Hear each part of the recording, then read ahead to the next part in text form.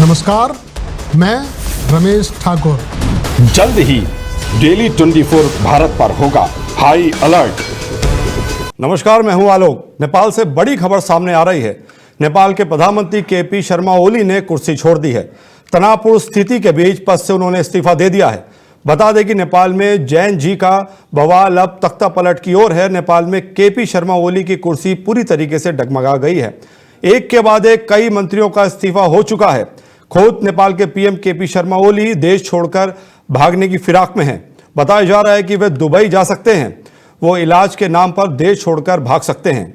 इसके लिए उनके आवास पर एक प्राइवेट जेट तैयार किया गया है। हालांकि इस बीच एक सर्वदलीय बैठक भी बुलाई गई है। जैन जी का प्रदर्शन जिस तरह उग्र हो रहा है, उससे साफ लग रहा है कि नेपाल में तख्ता पलट होगा। दरअसल नेपाल के प्रधानमंत्री केपी शर्मा ओली पर लगातार इस्तीफे का दबाव बढ़ रहा है। प्रदर्शनकारी मानने को तैयार नहीं है। नेपाल के कई हिस्सों में आज छात्रों के नेतृत्व में नए सिरे से सरकार विरोधी प्रदर्शन हुए हैं। प्रदर्शनकारियों ने कर्फ्यू का उल्लंघन करते हुए प्रधानमंत्री केपी शर्मा ओली के इस्तीफे की मांग की है। इतना ही नहीं, केपी शर्मा ओली के घर पर आज गोली भी चली है। दूसरी तरफ नेपाल के राष्ट्रपति के आवास पर हमला हुआ है और तोड़फोड़ की गई है। नेपाल में चल रहे हिंसक प्रदर्शनों ने प्रधानमंत्री केपी शर्मा ओली की सरकार को हिलाकर रख दिया है। सोशल मीडिया बैन और भ्रष्टाचार के खिलाफ शुरू हुआ जैन जी आंदोलन अब तख्ता पलट की शक्ल ले ली है। कहा तो यह भी जा रहा है कि केपी शर्मा ओली किसी भी वक्त देश छोड़ सकते हैं। इस मुद्दे पर हमारे साथ ज़्यादा बातचीत करने के लिए हमारे साथ जुड़ रहे हैं हमारे editor in chief Deepak Sharma ji. आइए उनसे बात करते हैं और जानते हैं क्या कुछ नया अपडेट है। दीपक जी, इतना बड़ा तख्ता पलट नेपाल में, क्या हालात हैं, क्या स्थिति है इस वक्त? देखो आलोक की जिस समय पे जो स्थिति समझ में आ रही है नेपाल को हिंसा को देखते हुए, जैसे कि एक सोशल मीडिया आज के समय पर हर किसी की जिंदगी का एक अहम हिस्सा बन चुका है, ये सबको पता है। अगर देखा जाए तो युवाओं से लेके युवा हो, मध्यम वर्ग हो या कोई भी बुजुर्ग भी हो, आजकल हर किसी के हाथ में सोशल मीडिया का एक ऐसा क्रेज है, चाहे वो व्हाट्सएप हो, सोशल मीडिया, इंस्टाग्राम हो या फेसबुक हो। तो आजकल आदमी बिना खाना खाए पिए तो रह सकता है, लेकिन बिना सोशल मीडिया के नहीं रह पा रहा है। अचानक सरकार का एक ऐसा आदेश आता है, पता नहीं क्या ऐसा इंटरनली जो बताया गया, वो तो उनकी गवर्नमेंट की अपनी पॉलिसी होगी कि अचानक उन्होंने एक आदेश पास किया कि भैया आज से सोशल मीडिया नहीं चलेगा। और फिर जो देखने के बाद जो वहां का जैन जेड यानी कि जैन जेड एक संस्था है, जिस तरीके से उन्होंने जो हिंसक कार्रवाई करते हुए प्रदर्शन किया और उसमें कई लोगों की यानी कि 19 लोगों की यानी कि मृत्यु भी हो गई और काफी सारी संख्या में लोग जो हैं घायल भी हैं।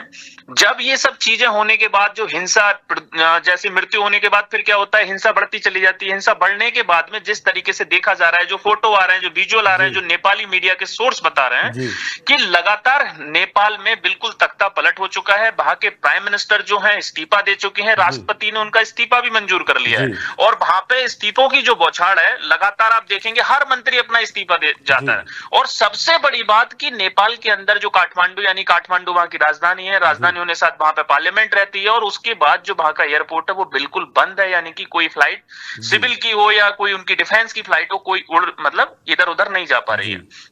और यानी कि जो सेना प्रमुख है, सेना प्रमुख ने पहले ही कहा था जब प्राइम मिनिस्टर की यानी कि ओली के साथ जो उनकी बात हुई थी, सेना प्रमुख, तो उन्होंने कहा था कि जो ये हिंसा है ये आपके खिलाफ है, यानी सरकार के खिलाफ है। अगर ये हिंसा तभी रोकी जा सकती है जब आप इस पद से यानी कि इस्तीफा दे दें। जैसे देखा होगा अलग अलग कंट्रियों में भी ऐसा हुआ है, जैसे पाकिस्तान में भी पहले इस तरीके का तख्ता पलट दिखाया गया है, अफगानिस्तान में भी तख्ता पलट दिखाया गया है, बांग्लादेश के अंदर भी अभी पूर्व में अब दिखाया होगा कि वहां के भी तख्ता पलट हुआ था। वहां की जो प्राइम मिनिस्टर थी वो भी उनको वहां से छोड़ के भागना पड़ा था और भारत में उनको शरण लेनी पड़ी थी। अब ये देखने में होता है कि जो वहां के पीएम ओली है कि लगातार जो मीडिया में सुर्खियों में जो चला हुआ है, बाकी सोर्स क्या कहता है अभी कोई ऐसा इनपुट नहीं आ रहा है। ओली ने राष्ट्रपति को जब इस्तीफा भेजा था तो मंजूर करने के बाद में ओली को यह बताया जा रहा है कि हो सकता है कि वो दुबई चले जाएं। लेकिन दुबई जाने के लिए क्योंकि जो फॉर्मेलिटीज होती है, वीजा इंटीग्रेशन होता है कि अब तो प्राइम मिनिस्टर रहे नहीं, प्राइम मिनिस्टर रहने के बाद उनको कुछ ना कुछ तो सेफ पैसेज मिलेगा। सेफ पैसेज मिलने के दौरान पे क्या उनको दुबई के अंदर एंट्री कराई जाएगी या फिर ऐसा तो नहीं होगा जैसे कि बांग्लादेश प्राइम मिनिस्टर के साथ हुआ था, शेख हसीना के साथ जो हुआ था, क्या ओली के साथ तो ऐसा नहीं है। तो क्या ओली दुबई ना जाके क्या भारत आ सकते हैं? इस चीज में हमारी जो भारतीय एजेंसी है यानी कि जो हमारा MEA ministry of external affair है, उसकी प्रवक्ताओं को भी बयान आ रहा है कि जो हमारे भारतीय वहां पे सतर्क रहे, यानी कि सेफ्टी, ये कल ही गाइडलाइन जारी कर दी गई थी। लेकिन जो इस समय पे विजुअल्स देखने में आ रहे हैं, इस तरीके से इतनी हिंसक वहां पे जो दिखाया जा रहा है, पथराव, आगजनी यानी कि संसद को फूंक देना, वहां पे धुओं का अंबार देखा होगा किस तरीके से से विजुअल्स में आपने देखा होगा किस तरीके से धुएं का अंबार दिख रहा है। लेकिन ये घटना एक ऐसी घटना है कि हर किसी को सबक लेना चाहिए, क्योंकि सोशल मीडिया एक आदमी का ये जरिया नहीं रहा, ये दिनचर्या को इस तरीके से बढ़ाता है कि आदमी सोते समय, उठते समय, इवन वॉशरूम जाते समय भी बिना सोशल मीडिया के नहीं रह पा रहा है जी।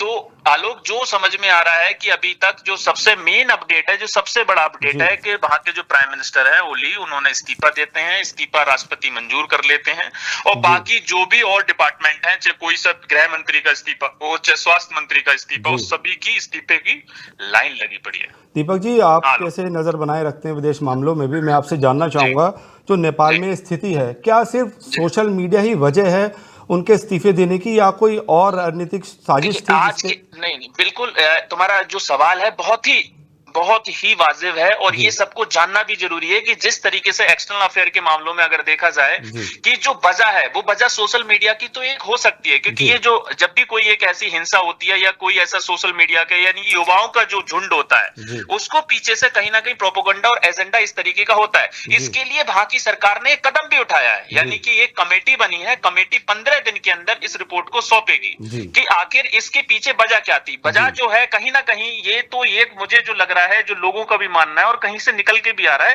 कि एक कोई सोशल मीडिया की इतनी वजह नहीं हो सकती कि इतनी बड़ी हिंसक हो जाए और पार्लियामेंट फूंक दी जाए। इसमें कहीं ना कहीं सरकार का तख्ता पलट का कहीं ना कहीं अंदेशा जो है, ये तो इंटरनली उनका मामला है, एजेंसियां हमारी भी देखेंगी, क्योंकि हमारे भारत का बिल्कुल बॉर्डर पे लगा है, और भारत और नेपाल का रिश्ता बाप बेटी वाला रिश्ता, ये सब जानते हैं।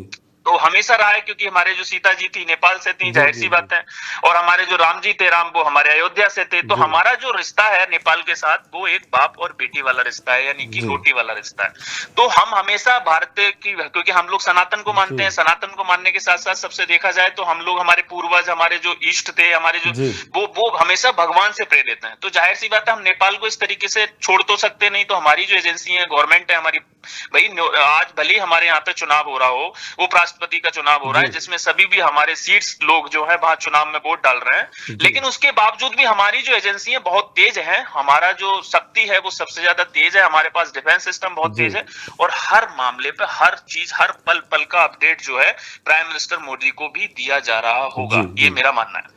दीपक जी, एक जो जैसे हमें अभी दृश्य देखने को मिल रहे हैं, इससे साफ लगता है कि जो युवा शक्ति है वो किसी भी देश को तख्ता पलट कर सकती है। आपको क्या लगता है?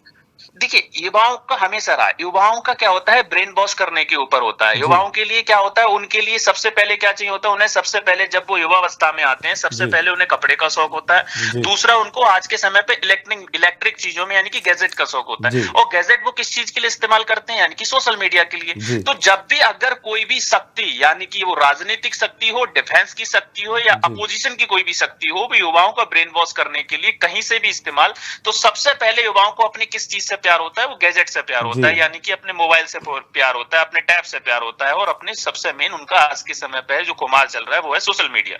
अगर सोशल मीडिया को किसी ने टच किया तो जाहिर सी बात है, कहीं ना कहीं युवाओं को आप किसी भी तरफ, आपने घरों में भी हिंसा देखी होंगी, जब माँ बाप बच्चों के फोन ले लेते हैं तो उस दौरान पे देखा होगा कि वो एकदम उग्र हो जाते हैं, मेरा फोन क्यों छीन लिया, मैं कोई काम नहीं करूंगा। छोटे छोटे बच्चे भी देखा होगा, वो कार्टून देखते होते हैं, बिना कार्टून के नहीं रह सकते। तो रीजन यही है कि आज के समय पर सोशल मीडिया हमारी, मैंने क्या कहा, ये हमारी जिंदगी की दिनचर्या, हम खाना खाए, पानी पिए बिना रह सकते हैं, बिना मोबाइल के नहीं रह सकते। आपने देखा होगा कभी भी मोबाइल अगर फोन डाउन हो, चार्ज होता चला जाता है, जब डाउन होता है तो हमेशा अरे यार बैटरी डाउन होगी, चाहे आपने पूरे दिन खाना नहीं खाया, आपको भूख नहीं लग रही होगी, लेकिन अगर मोबाइल की बैटरी वीक हो जाएगी तो आप दिल मिला जाते हैं। ये हर किसी के साथ इस समय पे, क्योंकि हम लोग मेंटली ही बिल्कुल पूरी तरीके से सोशल मीडिया को हमने अपने जीवन का एक हिस्सा मान चुके हैं, और उस सोशल मीडिया पे अटैक करना किसी सरकार का, यानी कि उस सोशल मीडिया को बंद कर देना, और उस चीज में अगर कोई जो साजिश है, अगर कोई इसमें रणनीति है, कोई इस तरीके की सरकार का तख्ता पलट कराने में किसी की हाथ है, और इस क्रोनोलॉजी समझने की बात है, क्योंकि सरकार ने ऑब्वियसली, नेपाल की सरकार ने इस पे जांच बिठाई है। बहुत सारी चीजें मैं बड़ा अलग अलग विजुअल्स देख रहा हूं, जिस तरीके से सरकार दिखा रही है, बेकाबू वहां की जो भीड़ थी उसमें सरकार जिस तरीके से फूंक देना, संसद को फूंक देना, ये कहीं ना कहीं सिर्फ युवाओं वर्ग के लिए किस तरीके से बलगराया गया होगा, यह युवाओं का गुस्सा है, ये तो आने वाले समय में जांच से ही पता चलेगा।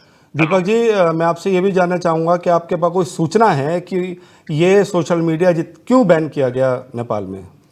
देखिए, सोशल मीडिया का आज के समय पे एक नेपाल का एक पूरा एरिया है जिसे डिफेंस का जोन माना जाता है। जी। वहां पे कहीं ना कहीं जो वहां की जो पॉपुलेशन है, वहां का जो कार्यशैली है, आपने देखा होगा नेपाल के जितने भी लोग हैं कहीं ना कहीं अलग क्षेत्रों में, जी। चाहे वो हमारा दिल्ली में काम करते हो, मुंबई में भी काम करते हो, नेपाल के बहुत सारे लोग हैं जो हमारे भारत में काम करते हैं। और नेपाल जी। की जो सटी हुई सीमाएं हैं, जैसे चीन हो, भूटान हो, या जी। कोई भी आसपास की एशियाई में जो चीजें हैं, जी, जी। वो कहीं ना कहीं नेपाल के लोग बाहर जा रहे हैं। जी। और जो लोकल में लोग जो बचे हुए हैं, वो सोशल मीडिया की कहीं ना कहीं बहुत सारी इंटरनल ऐसी चीजें हैं जो वहां की जीडीपी से रिलेटेड हो, जी। या वहां की आंतरिक सिक्योरिटी से रिलेटेड। आज के समय से सोशल मीडिया से आपने देखा हो, सबसे ज्यादा साइबर क्राइम सोशल मीडिया के थ्रू ही जी। बढ़ रहा है, यानी कि लोग बेटर। तो सोशल मीडिया से उनको जो अभी तक कहीं इनपुट भी निकल के आ रहा है, उनको कहीं जी। ना कहीं लगता है कि सोशल मीडिया के थ्रू एक तो युवाओं का टाइम वेस्ट हो रहा है, चीजें वेस्ट हो रही है, उसके बाद हमारी सिक्योरिटी में भी थ्रेट आ रहा है, जी। जो मानना है वहां के लोगों का।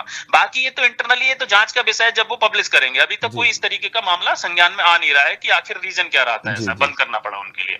बहुत बहुत धन्यवाद हेलो। दीपक शर्मा जी, हमसे जुड़ने के लिए, सारी जानकारी को साझा करने के लिए। आपसे Thank you, अपडेट हेलो। लेते रहेंगे। दीपक शर्मा जी, जिनका साफ तौर पे कहना है कि एक सवाल जरूर खड़ा होता है यहाँ पर कि क्या सिर्फ सोशल मीडिया बैन करना ही वजह है ओली के तख्ता पलट की, या इसके पीछे कोई राजनीतिक इशू भी है, कारण भी है। ये जांच का विषय है और नेपाल की पुलिस और जांच एजेंसियां इस तमाम बातों को सुलझाने में लग गई है, जांच कर रही है कि इसके पीछे आखिर क्या मकसद रहा है जो इतना बड़ा फैसला पीएम को लेना पड़ा। और ज़्यादा जानकारी सीधा नेपाल में चलते हैं। नेपाल में हमारे संवाददाता हैं और दिलावर, उनसे जानेंगे कि क्या ग्राउंड की क्या रिपोर्ट है। दिलावर, जी इस जी, वक्त ग्राउंड जीरो पर आए हैं, क्या रिपोर्ट है, क्या माहौल है नेपाल का? नेपाल का जो अभी माहौल चल रहा है बहुत ही एक घातक रूप लेकर बैठे हैं यहाँ के युवा लोग। और अभी तक पूरे नेपाल को एकदम जो जितने भी सरकारी जो ऑफिस है और घर है, जितने भी संसद के, उनका सबको मतलब आग जला रहे हैं। जी। और जो यहाँ के जो नेपाल के युवा है इस समय, अभी जो कल एक काठमांडू के अंदर घटना हुआ, जो एक प्रशासन के आदेश पे जो 21 लोग मारे गए, बच्चे जो विद्यार्थी थे, स्टूडेंट थे, पढ़ने वाले थे, उसमें डॉक्टर भी थे, इंजीनियर भी थे, दिलावर, काफी लोग थे। एक आपको रोकना चाहूंगा। मेरे को एक बात आपसे जाननी है कि इस टाइम पीएम ओली का क्या अगला स्टेप है, जबकि उन्होंने इस्तीफा दे दिया है? जी, अभी कुछ ही समय पहले हमारे जो मंत्री थे, नालायक मंत्री थे केपी शर्मा ओली, उन्होंने इस्तीफा भी दे दिया है। अब उनका जो प्लानिंग है, अभी वो शाम को शायद दुबई जाने वाले हैं। और यहाँ के युवा लोग ने ये तिरुवन अंतर्राष्ट्रीय विमानस्थल जो है, हवाई अड्डा है, वहाँ पे भी घेराव कर चुके हैं हमारे युवा लोग। जी। अब ये देखते हैं शासन किसके हाथ में जाता है, या बालेन चलाते हैं, या राजा शासन चलाते हैं, या आर्मी शासन चलाते हैं। क्या जानकारी है दिलावर, कौन हो सकता है अगला शासक? अब इसके अंदर भी कुछ राजनीतिक का मतलब एक शंका लग रहा है कि राजा ने भी कराया है ऐसा, मतलब एक ये मिशन जो है। और बालेन का भी है, बालेन ने तो एक युवा लोग का सपोर्ट कर वो बालेन ने मतलब युवा को आगे बढ़ाया है, एक जीवन दिया है बालेन शाह ने। जी दिलावर, आपसे ये भी मुझे बताइए कि क्यों ओली दुबई ही जा रहे हैं या जा सकते हैं? ओली ने अपना मतलब एक फेक मेडिकल रिपोर्ट बनवाया है कि उनकी तबीयत में कुछ असंतुलित है, वो तबीयत सेहत उनका कुछ खराब है, उसी बहाना लगाकर वो दुबई जा रहे हैं ट्रीटमेंट के लिए। जी। अच्छा दिलावर, ये जो तमाम आंदोलन कर रहे हैं युवा, क्या यही कारण है कि सोशल मीडिया बैन कर दिया गया है? क्योंकि अभी हमारे एडिटर इन चीफ भी हमें बता रहे थे कि कुछ और वजह क्या रहेगी, वो जांच के बाद पता चलेगी। आपके पास कोई सूचना है क्या? जी, सूचना बहुत है। ये एक तो जो यहाँ पे सोशल मीडिया बैन किया गया, तो सोशल मीडिया भी अभी चालू हो गया है ये कल से। और इसके अंदर जो ये हमारे संसद थे, नेता लोग थे, और जो यहाँ की सरकार गवर्नमेंट है, तो ये मतलब बिग बाजारी बहुत कर रहे थे, ये काला बाजारी बहुत कर रहे थे, ये भ्रष्टाचार पूरा फैला के रखे थे।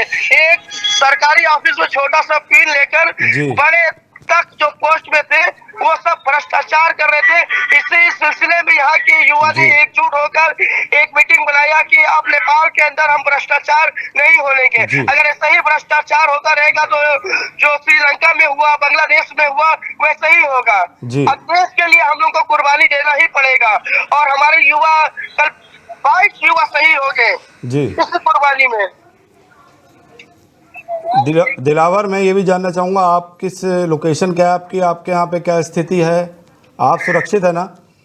मैं इस समय अभी मौजूद हूँ नेपालगंज महानगर पालिका के अंदर, और अभी यहाँ पे आंदोलन जारी है। नेपालगंज महानगर पालिका जो उसका गेट और अंदर जो जितने भी ऑफिस के जो रूम थे उसको आग से जला दिया गया है, गेट को भी अंदर, और पूरा अंदर मसान घाट बना दिया गया है। अच्छा, हेलो जी जी दिलावर, हम हमारे साथ जुड़ने के लिए बहुत बहुत धन्यवाद। अपना ख्याल रखिए, सुरक्षित रहिए, आपसे अपडेट लेते रहेंगे। अब लोग बढ़ रहे, धीरे धीरे बढ़ रहे यहाँ जो। तो ये थे हमारे संवाददाता दिलावर नेपाल से, जो कह रहे हैं कि युवा ने जो उनकी सोशल मीडिया था उनको वापस खोल दिया गया है, लेकिन इसके बावजूद अभी बवाल मचा हुआ है और पीएम ओली दुबई की ओर जा सकते हैं। ये तमाम जानकारी हमारे साथ साझा की है, और जो पुलिस है वो जांच कर रही है कि ये तख्ता पलट का क्या कारण है और असली वजह क्या है। क्या सिर्फ सोशल मीडिया ही इसकी वजह है जो ओली को अपना इस्तीफ़ा देना पड़ा? जांच कर रही है पुलिस, जल्द ही सारे सूत्रों के साथ पुलिस अपना आधिकारिक बयान भी पेश करेगी। इस खबर में इतना ही। हमारे साथ बने रहिए और देखते रहिए डेली 24 भारत। अरे वो कर दिया।